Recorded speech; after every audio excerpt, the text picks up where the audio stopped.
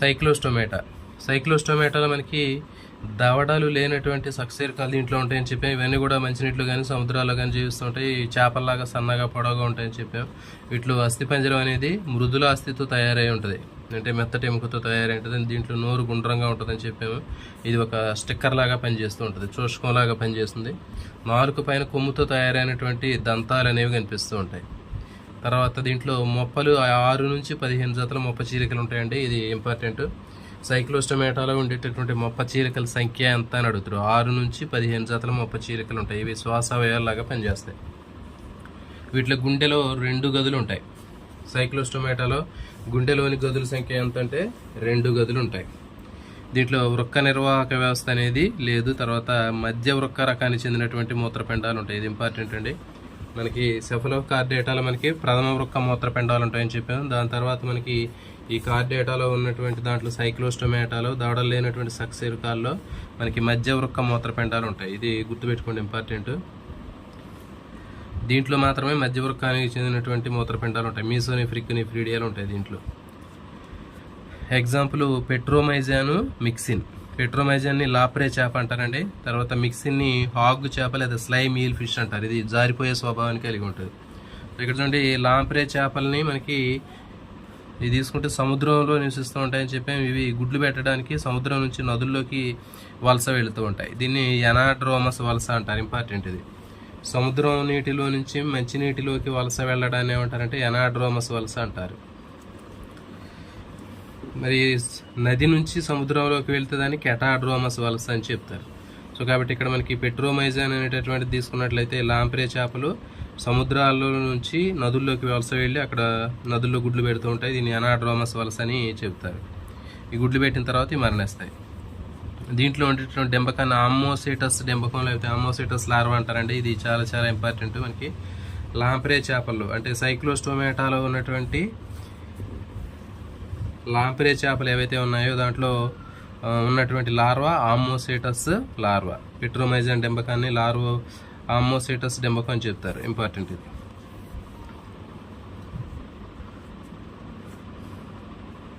తర్వాత చూడండి, హాగ్ చేపలు. హాగ్ చేపలు ఇవన్నీ కూడా సముద్రాల్లో నివసిస్తూ ఉంటాయండి. ఇవి చనిపోయినటువంటి లేదా చనిపోతున్నటువంటి జంతువుల్ని లేదా చేపలను ఆహారంగా తింటుంటాయి. వీటిని స్కావెంజర్స్ అంటారు. తర్వాత వీటిని కలత పెట్టినప్పుడు శ్లేష్మ కోశాల నుంచి ఒక పాల లాంటి పదార్థం విడుదలైద్ది. ఇది నీటిని తాగగానే జిగురులాగా మారుతుంది. ఇది రక్షించుకోవడానికి ఉపయోగపడుద్ది. దీంట్లో ఎలాంటి లార్వా ఉండదు, ప్రత్యక్ష అభివృద్ధి ఉంటుంది. సో ఇది దీనికి సంబంధించిందండి. దీంట్లో మీరు గుర్తుపెట్టుకునేది ఏది అంటే సైక్లోస్టోమేటాలో మనకి లాంప్రే చేపలు, మిక్సిన్ హాగ్ చేపలు ఉంటాయి. లాంప్రేకి ఎగ్జాంపుల్ పెట్రోమైజాన్. తర్వాత హాగ్ చేపలకి ఎగ్జాంపుల్ మిక్సిన్. అయితే ఇక్కడ లాంప్రే చేప తీసుకున్నట్లయితే ఈ లాంప్రే చేపలు అనేవి సముద్రం నుంచి నదుల్లోకి వలస వెళ్తూ ఉంటాయి గుడ్లు పెట్టడానికి. దీన్ని ఎనాడ్రోమస్ వలస అంటారు. దీనికి ఉండేటటువంటి డెంబకాన్ని ఆమ్మోసెటస్ డెంబకం అని చెప్తారు. తర్వాత హాగ్ చేపలన్నీ కూడా స్కావెంజర్స్. ఇవి సముద్రాల్లోనే ఉంటాయి. దీంట్లో ఎలాంటి లార్వా స్టేజ్ ఉండదు. దీంట్లో ఇవి జిగురులాగా ఉన్నటువంటి శ్లేష్మాన్ని విడుదల చేస్తూ ఉంటాయి. నెక్స్ట్ అదే విభాగం సైక్లోస్టోమేటా. మీరు సైక్లోస్టోమేటా తీసుకున్నట్లయితే ఇవన్నీ కూడా దవడలు కలిగినటువంటి సకశేరుకాలు.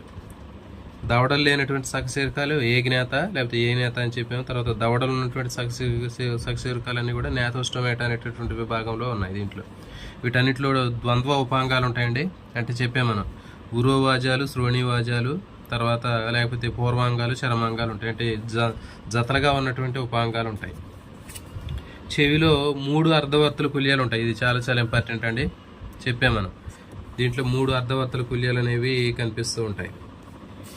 సెఫలోకార్డియేటాలో 1 అర్ధవర్తుల కుల్య ఉంటుంది. తర్వాత సైక్లోస్టోమేటాలో 2 అర్ధవర్తుల కుల్యాలు ఉంటాయి. ఓకేనా. తర్వాత దీంట్లో మనకి 3 అర్ధవర్తుల కుల్యాలు ఉంటాయి నేతోస్టోమేటాలో. అంటే సైక్లోస్టోమేలో 1 లేదా 2 ఉండొచ్చు. సెఫలోకార్డియేటాలో మాత్రం ఖచ్చితంగా 1 అర్ధవర్తుల కుల్య ఉంటుంది. తర్వాత సైక్లోస్టోమేటాలో మాత్రం 1 లేదా 2 ఉంటాయి. నెక్స్ట్ జ్ఞాతోస్టోమేటాలో మాత్రం కంపల్సరీగా 3 ఉంటాయి అర్ధవర్తుల కుల్యలు. ఇంపార్టెంట్. దీంట్లో పృష్ఠవంశ స్థానంలో పూర్తిగా కానీ పాక్షికంగా ఏర్పడినటువంటి కశేరుదండం అనేటటువంటి వర్టిబ్రల్ కాలం అనేది కనిపిస్తూ ఉంటుంది. మరి దీంట్లో మరి దవడలు ఉన్నటువంటి సకశేరుకాల్లో మనకి చేపలు చతుష్పాదులు అనేవి ఉంటాయి. చేపలు అనేవి పీసెస్ అని చెప్పాము. తర్వాత చతుష్పాదులు అంటే టెట్రాపాడ్స్ అంటారు. దీంట్లో 2 జతల గమనాంగాలు ఉన్నాయి కాబట్టి వీటిని చతుష్పాదులు లేదా టెట్రాపాడ్స్ అని చెప్తారు. చేపలు ఉభయచరాలను కలిపి ఇక్తియాప్సిడా అంటారండి. చేపలు ఉభయచరాలను కలిపి ఇక్తియాప్సిడా అనే సమూహంలో ఉంచారు. నెక్స్ట్ సరీసృపాలు పక్షులను కలిపి సారాప్సిడా అనేటటువంటి సమూహంలో ఉంచడం జరుగుతుంది. చేపల అధ్యయనాన్ని ఇక్తియాలజీ అంటారు. తర్వాత ఉభయచరాల్లో కప్పల అధ్యయనాన్ని బాట్రకాలజీ అంటారు. నెక్స్ట్ సరీసృపాల అధ్యయనాన్ని సారాలజీ అని చెప్తారు. పక్షుల అధ్యయనాన్ని ఆర్నిథాలజీ అంటారు. కాబట్టి ఈ విధంగా చేపల ఉభయచరాలను కలిపి ఇక్తియాప్సిడా అంటారు. సరీసృపాలు పక్షులు కలిపి సారాప్సిడా అంటారు.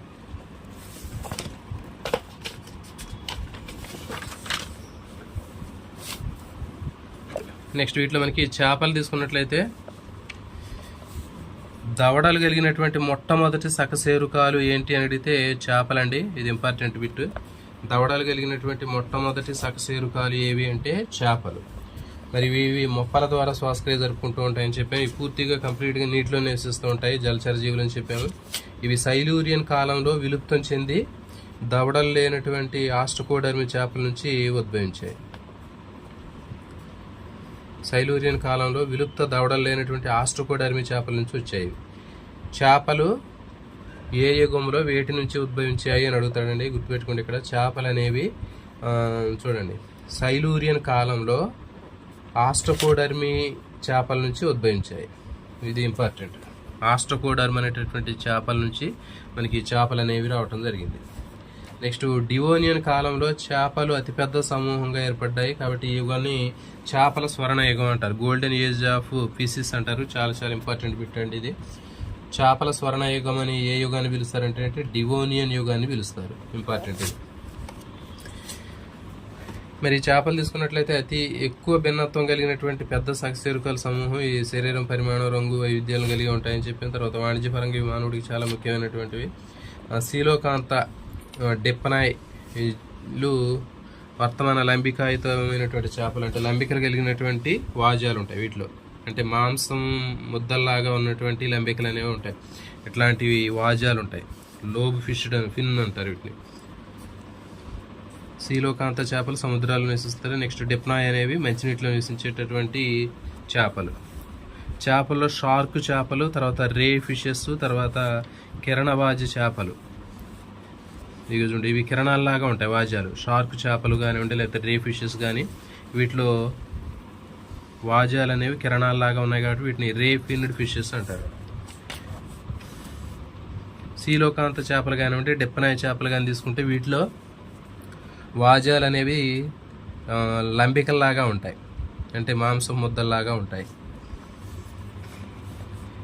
ఆస్టియోలిపిడ్ చేపల సమూహానికి చెందినటువంటి లాటిమేరియా అనేటటువంటివి తర్వాత ఉన్నత శ్రేణి సకశేరుకాల పరిణామానికి తోడ్పడ్డాయని నమ్ముతూ ఉంటారు. చూడండి, మరి ఇప్పుడు చేపల నుంచి తర్వాత జీవులు ఏర్పడేటటువంటి ఏవైతే ఉన్నాయో, చేపల నుంచి ఉభయచరాలు ఏర్పడ్డాయి కదా తర్వాత. మరి అట్లా ఏర్పడటానికి కారణం ఏంటంటే వేటి నుంచి ఏర్పడాయంటే ఆస్టియోలిపిడ్ చేపలకు చెందినటువంటి లాటిమేరియా చేపలు. ఆస్టియోలిపిడ్ సమూహానికి చెందినటువంటి లాటిమేరియా చేపల నుంచి తర్వాత ఉన్నటువంటి ఉభయచరాలు ఆంఫీబియస్ ఏర్పడ్డాయని మనం నమ్ముతూ ఉంటారు. చేపల అధ్యయనాన్ని ఇక్తియాలజీ అంటారు. సో ఇది దీనికి సంబంధించిందండి. ఇక్కడ మీకు బిట్లో ఏమని అడుగుతారంటే ఈ పోర్షన్లో మనకి దవడలు కలిగిన మొట్టమొదటి సకశేరుకాలు ఏంటి అంటే చేపలు. నెక్స్ట్ చేపలు ఏ యుగంలో వేటి నుంచి ఏర్పడ్డాయి అంటే సైలూరియన్ కాలంలో ఆస్ట్రోకోడర్మి చేపల నుంచి ఏర్పడ్డాయి. తర్వాత చేపల యొక్క స్వర్ణయుగం అని దేని పిలుస్తారంటే డివోనియన్ కాలాన్ని పిలుస్తారు. నెక్స్ట్ ఏ చేపల నుంచి తర్వాత ఉన్నత శ్రేణి సకశేరుకాలు పరిణామం చెందాయి అని చెప్తే మనకి ఆస్టియోలిపిడ్ చేపల నుంచి, అంటే ఆస్ట్రోలిపిడ్ సమూహానికి చెందినటువంటి లాటిమేరియా చేపల నుంచి తర్వాత జీవులు డెవలప్ అయ్యాయి. చేపల అధ్యయనాన్ని ఇక్తియాలజీ అంటారు.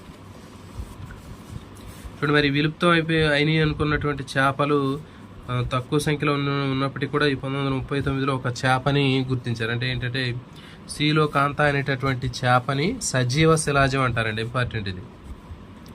సీలోకాంత చేప అనేది సజీవ శిలాజం అని చెప్తారు. ఎందుకంటే ఇది కొన్ని మిలియన్ సంవత్సరాల క్రితం వీటికి సంబంధించిన జంతువులన్నీ కూడా అంతరించిపోయాయి.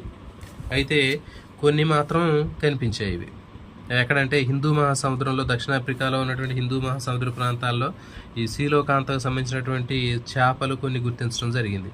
సో మరి కొన్ని మిలియన్ సంవత్సరాల నుంచి ఇప్పటివరకు కూడా వీటిలో ఎలాంటి మార్పులు జరగకుండా అట్లాగే జీవించి ఉన్నాయి. సో కాబట్టి వీటిని ఏమన్నారంటే సజీవ శిలాజం అని చెప్పడం జరుగుతుంది. మరి ఇవి ICBN వీటిని ఏం చెప్పిందంటే international union for conservation of nature and natural resources మనకి ఒక రెడ్ డేటా బుక్ ప్రింట్ చేస్తుంది. మనకి తెలుసు రెడ్ బుక్. ఆ రెడ్ బుక్ లేకపోతే రెడ్ డేటా బుక్లో కూడా ఈ జంతువులకు సంబంధించినటువంటి పేర్లు అనేవి ఉంటాయి. అంటే ఇవి కూడా ప్రమాదంలో ఉన్నటువంటి జంతువులు. మరి వీటిని సంరక్షించకపోతే భవిష్యత్తులో ఇవి కూడా అంతరించిపోయే అవకాశం ఉందని చెప్పడం జరిగింది. సో కాబట్టి ఇవి సజీవ శిలాజం అనేది ఏది అంటే సీలోకాంత చేప. చెప్పాక వీటిని లాటిమేరియా చేపలని కూడా అంటారు. ఎందుకంటే లాటిమర్ అనేటటువంటి శాస్త్రవేత్త వీటిని కనుక్కున్నాడు కాబట్టి ఆ పేరు మీద వీటిని లాటిమేరియా చేపలని కూడా పిలుస్తారు. సీలోకాంత చేపలు సాధారణ లక్షణాలు తీసుకున్నట్లయితే ఇవన్నీ కూడా జలచర జంతువులే. తర్వాత శరీరం కండే ఆకారం ఉంటుంది, తల, మొండెం, తోక భాగాలు ఉంటాయి. తర్వాత అస్థిపంజరం, అంతరాస్థిపంజరం మధ్యస్థ పొలుసులు లేదా అస్థి ఫలకాలతో ఏర్పడి ఉంటుంది. కొన్ని చేపలు పొలుసులు అనేవి ఉండవు. ఇది ఇంపార్టెంట్ అండి. చేపల్లో అంతరాస్థి పంజరం మధ్యస్థ పులుసులతోటి లేదా అస్థి ఫలకాలతో ఏర్పడి ఉంటుంది. నెక్స్ట్ మృదులాస్థి లేదా అస్థితో నిర్మితమైనటువంటి